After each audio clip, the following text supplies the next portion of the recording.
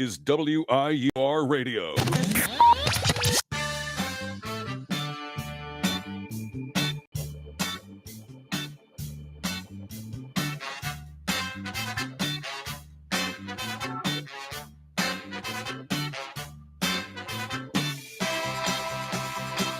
What is up?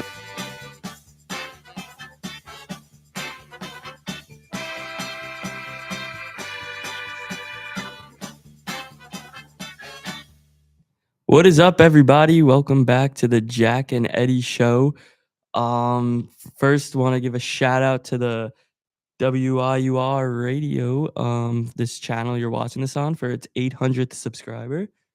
With that being said, today we will be talking very briefly for the Giants and Eagles game tonight, and then a long rant on the Yankees. Let's just say a brutal rant is coming up. Incoming. But Jack, if you want to take it away with the Giants. Yeah, welcome back to episode 4. Giants take on the Eagles at MetLife tonight at 8:15. Just some keys to the game I got. If the Giants want any chance, they're going to have to limit the turnovers. They're going to have to try to find a way to stop Saquon Barkley. Overall, Giants are 1-4. Eagles are 4-1. It's not looking too good for Big Blue. So my prediction, Eagles win, and we'll see if the Giants can maybe have a fighting chance. Yeah, I mean, the Giants came off a really bad loss to the Saints, and Terrible. The Eagles actually just came off a pretty bad loss too. They did not play great football last week, the Eagles. I think that they obviously are going to destroy the Giants. I don't have any faith in the Giants. I do think maybe if they have like some momentum, I think the only chance the Giants have is getting on them early. And like you said, limiting the turnovers, I think, needs to happen. They turn the ball over way too much between Scadaboo and Dart, and then even guys like Slayton, who's dropped so many balls last week.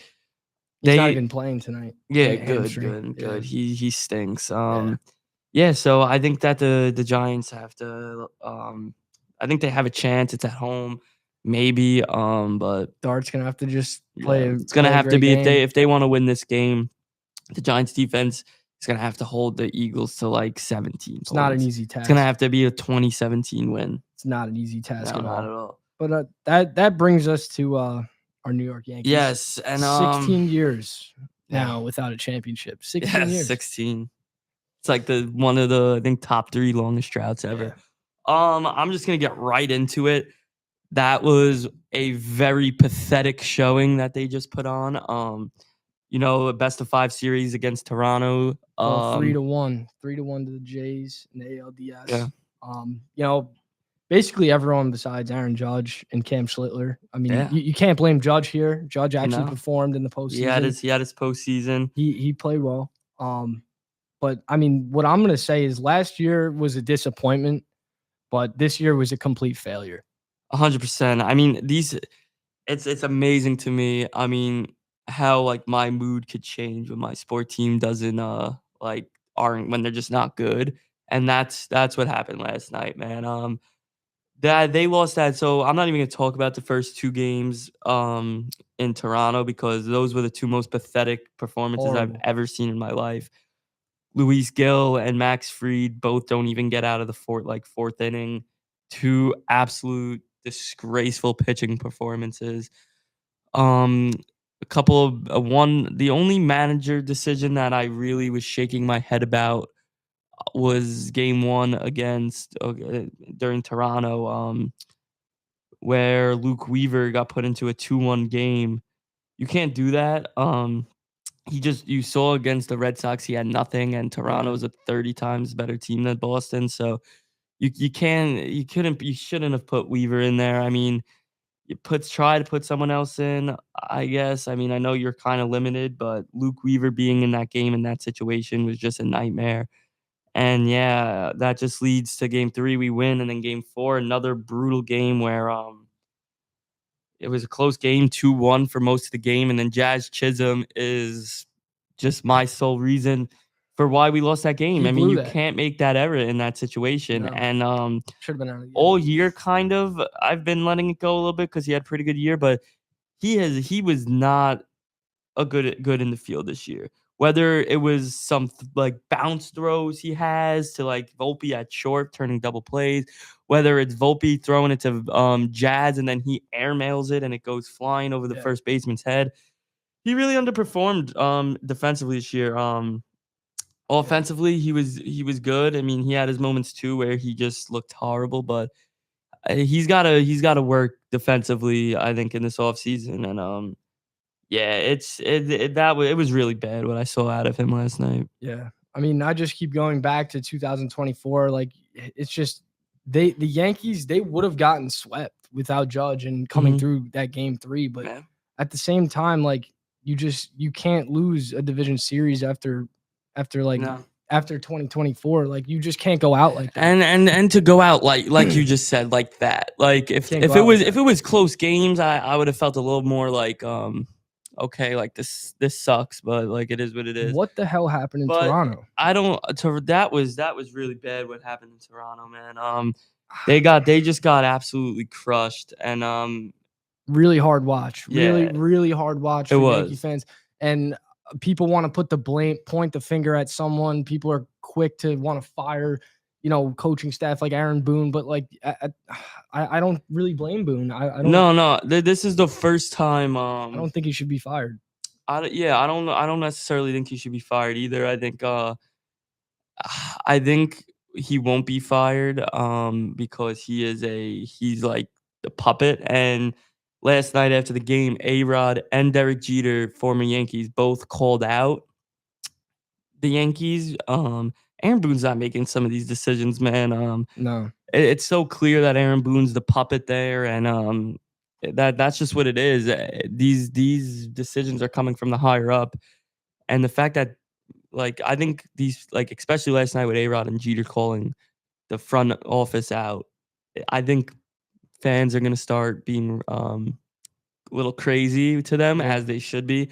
We're the New York Yankees. We're supposed to be in it every year, and especially with our payroll. Yeah, and we just keep like failing in the postseason year after year after year after year after year. Last year we finally get to the World Series and we lost. The Dodgers were the better team, but at least we got there. I mean, I don't consider that year a failure. I consider that more of a disappointment. I mean, let me just read you these batting averages. Let me read you these batting averages from the postseason.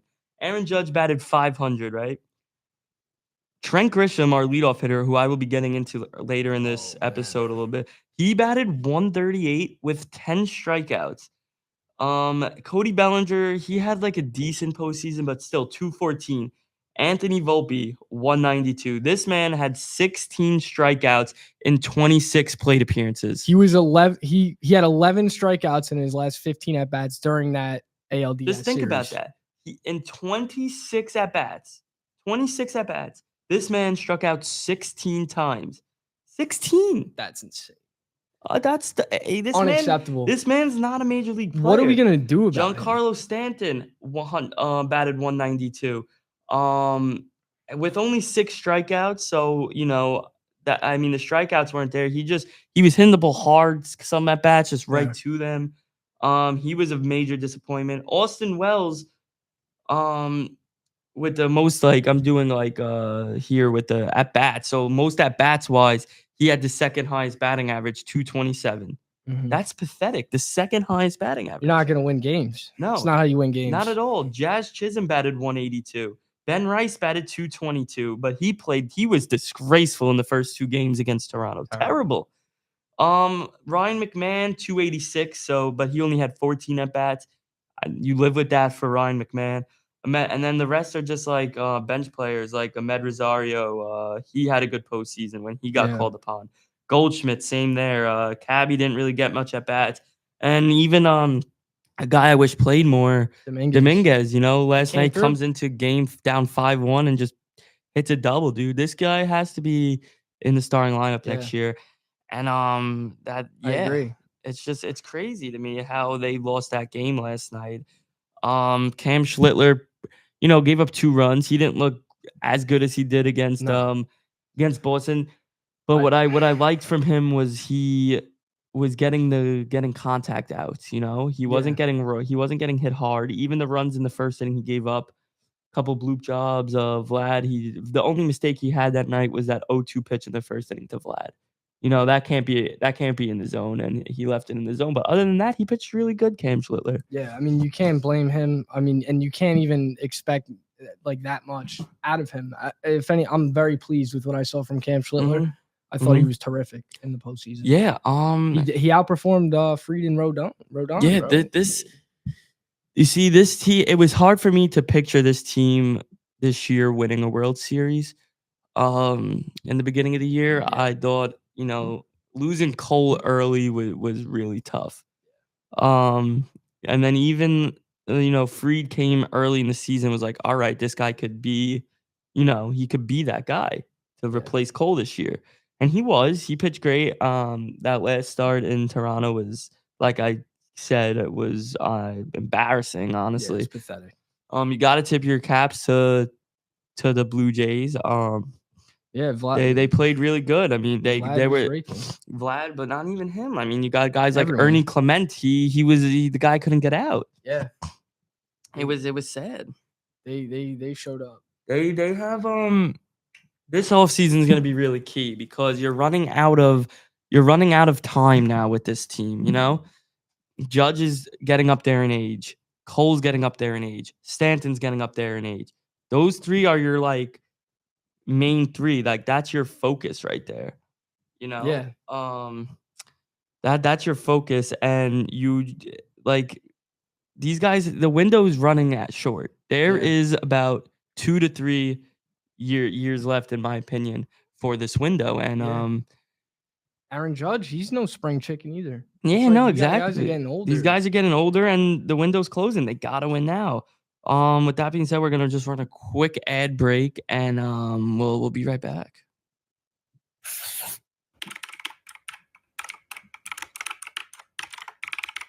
This is WIUR Radio. Hi, I'm Morgan Beastie from the Ionian, and I hope you're enjoying today's show. Are you looking for the latest scoop on campus news, sports, and more?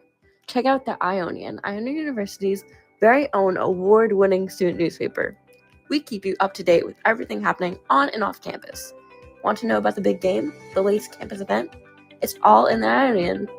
Join the conversation. Read, write, and get involved. Visit www.theionian.org or pick up a copy around campus. Stay informed, stay connected. Now, back to WIUR, Iona University Radio.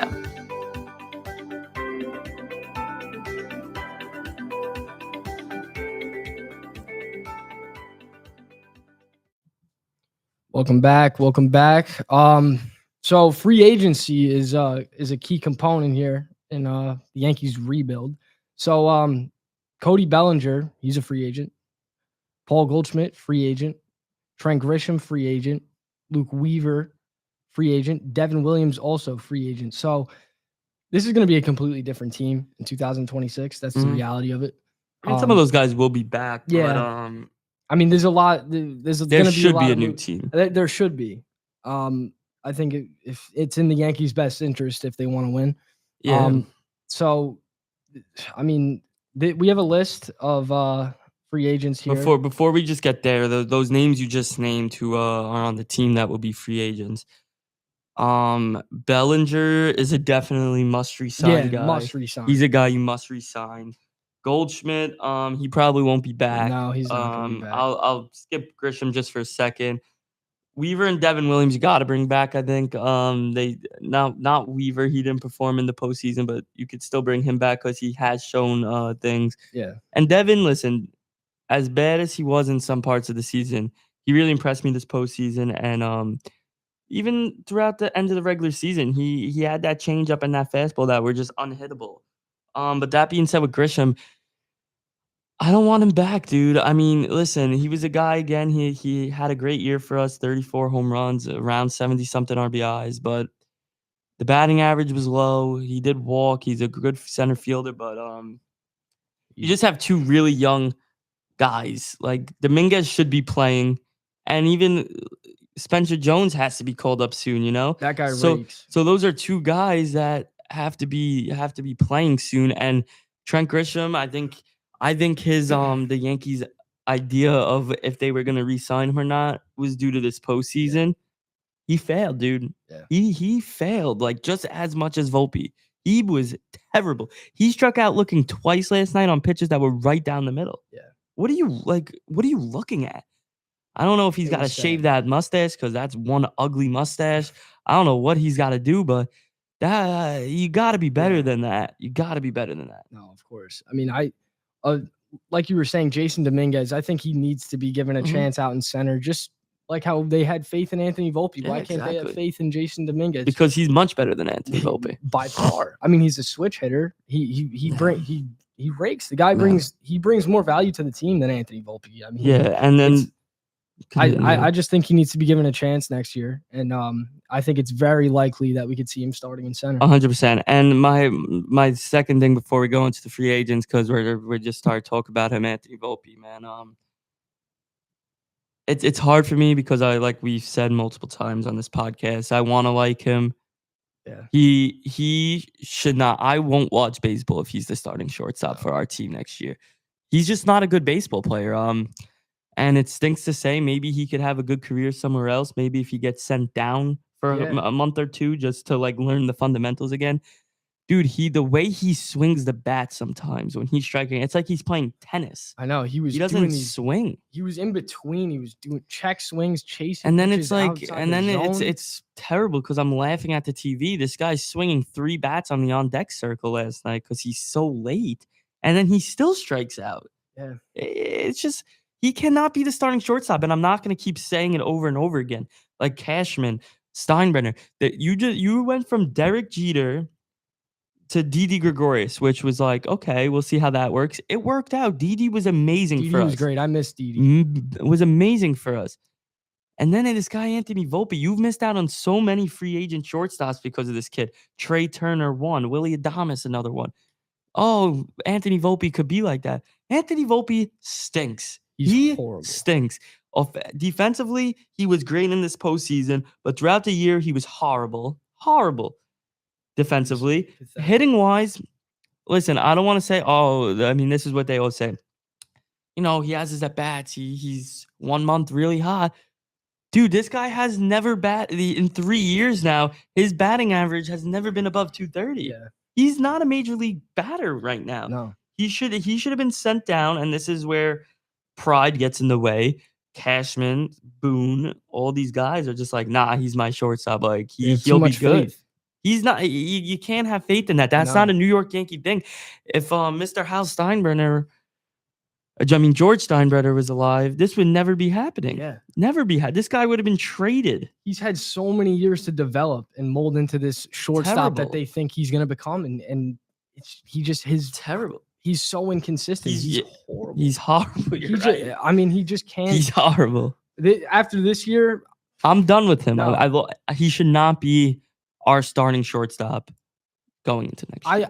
I actually had a little bit of faith going into this postseason, thinking like, hey, I mean, his first at bat was a solo home run against Crochet, and then he didn't do nothing after that. I had my hopes high. Yeah. I was like, hey, if Anthony Volpe can maybe swing the bat here, you know, we know his glove is obviously inconsistent, but if he can make some good quality at bats, and be a good bat, and in that's this lineup, key word, quality, because he had no quality at bats. No.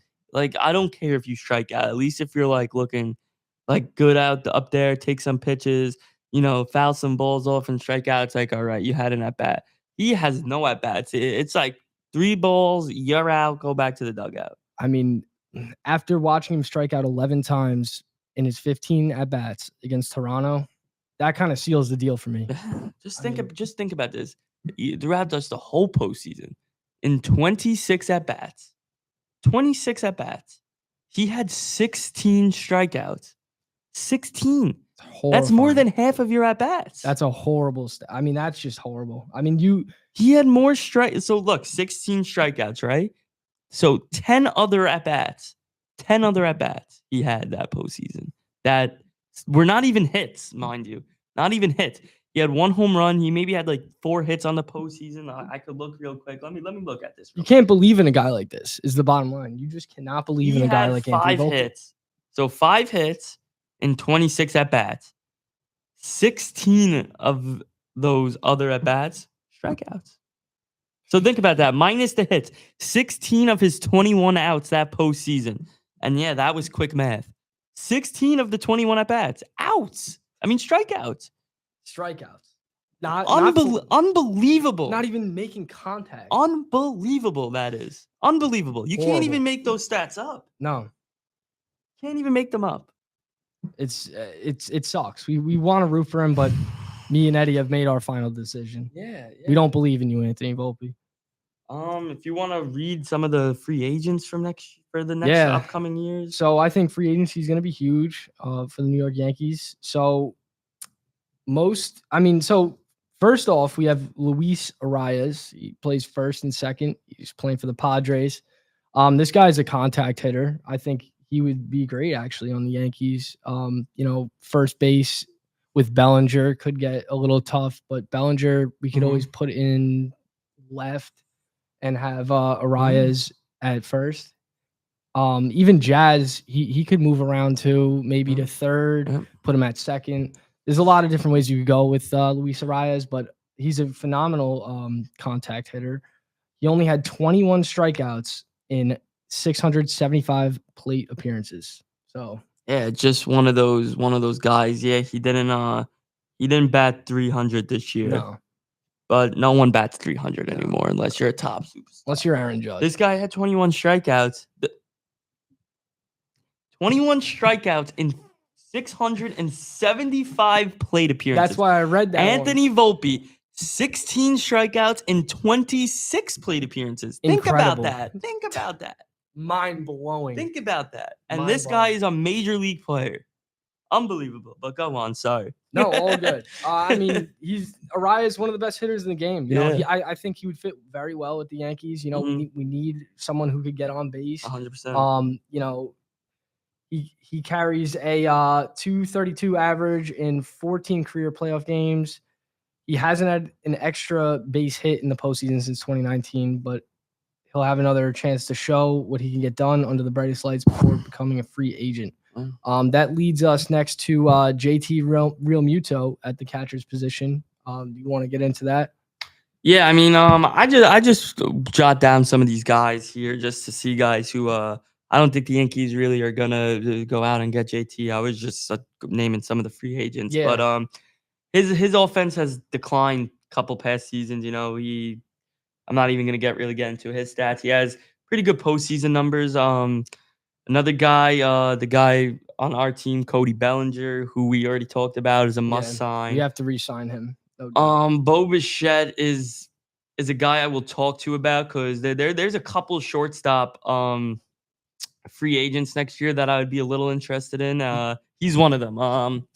He would be a great Volpe replacement. He's terrible in the field, but I could replace that kind of with if he's not a good fielder. I'm gonna be straight honest with you, but he hits. He hits.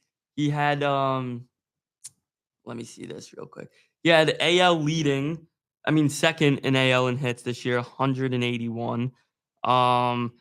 He's a guy who gets hits, and that's a guy who you could just lead off next year. Yeah. He's got speed too. The other guy that I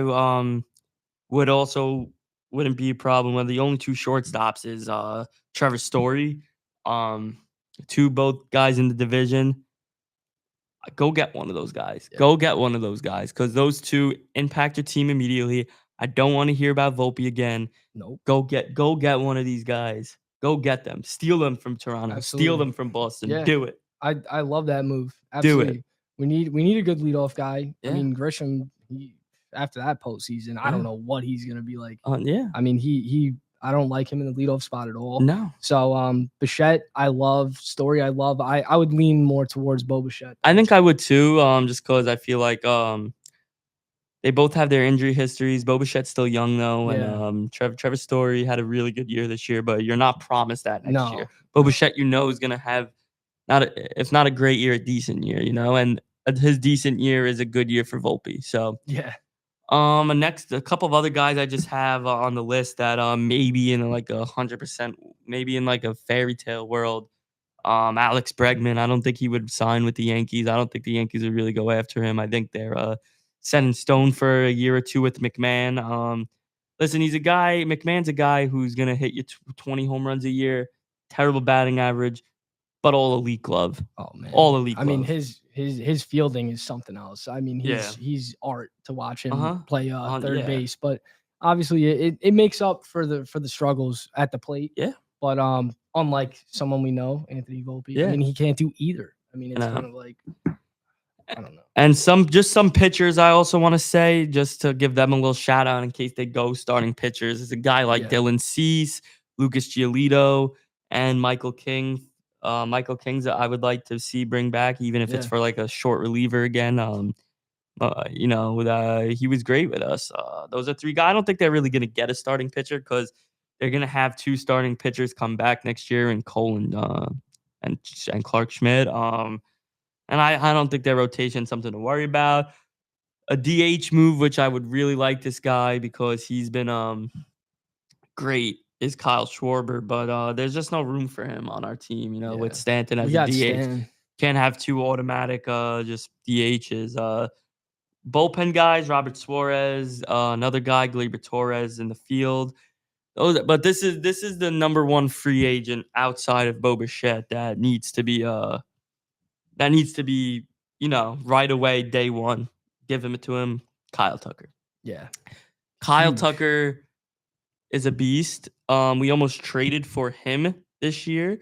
We got Cody instead, which was great. Cody Yeah, had a great good year, move. better year than Kyle Tucker, I think. Smashes. But Kyle lefties. Tucker is a generational hitter. He's one of those guys who will impact this team. I think he'll shine under the bright lights.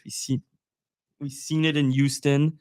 He had an off year this year with the Cubs, but that's a tough ballpark to play in. Yeah.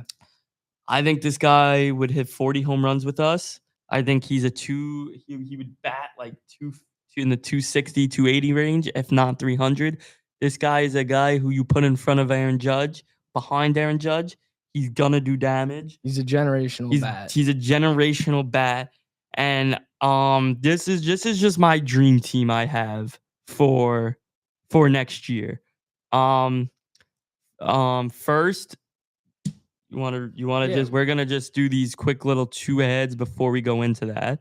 Yeah. So, interested in having your voice heard? Interested in hosting a show on WIUR? Email our president, Robbie Basil, or come by the station and we will help you get started. Have an event you want to promote? Reach out to us or stop by the studio so we can help you and your club get an ad with us here at WIUR. Shout out to our next show of the week, Iona Gals. Make sure to check their show out every Friday at 11, only on WIUR radio. There you go. All right. But So yeah, Kyle Tucker would yeah, be amazing. I just wanted to say he yeah, would be great. Short porch. Everything. I would love to see him in pinstripes. yeah. No. But go on. Let's hear Eddie's So dream lineup. this is my lineup for next year. This just includes two free agents. I'm gonna be a little realistic. Yeah. But I mean, I look at this team and I have faith. Batting first, I would at shortstop Bo Bichette. Batting second in left field, I'd have Kyle Tucker. Batting third in right field, I'd have Aaron Judge. Batting fourth at first base, Cody Bellinger. Batting fifth, DHing Stanton. Sixth, catching Rice/Wells. Because listen, I didn't lose faith in Wells, but I think, but if Rice could become a better catcher in the offseason, I think that's where he is. Because Yeah. I think he's a terrible first baseman, Ben Rice. Yeah, he's not good. And I don't think you can't have him DH with Stanton. No. So I have Rice and Wells, whatever, flip flop, batting sixth. Seventh, I have Jazz at second. Eighth, I have Dominguez in center, and ninth, Ryan McMahon. And then that's just that right there is a lineup that I feel confident in. And it's a little more balanced. There's not all those lefties in a row. Yeah, I was gonna say you have kind lefty. of in the middle. You could, if you put in the Rice, Jazz, Dominguez, you could put a lefty in that lane and then McMahon, because that's basically 4 lefties in a row.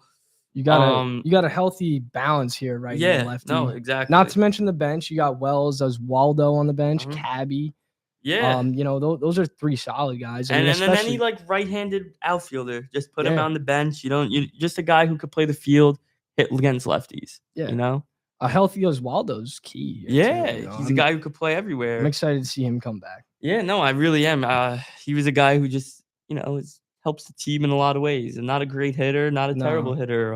Better than Anthony Volpe. He'll come, he'll come through. When he has to. A great utility guy as well.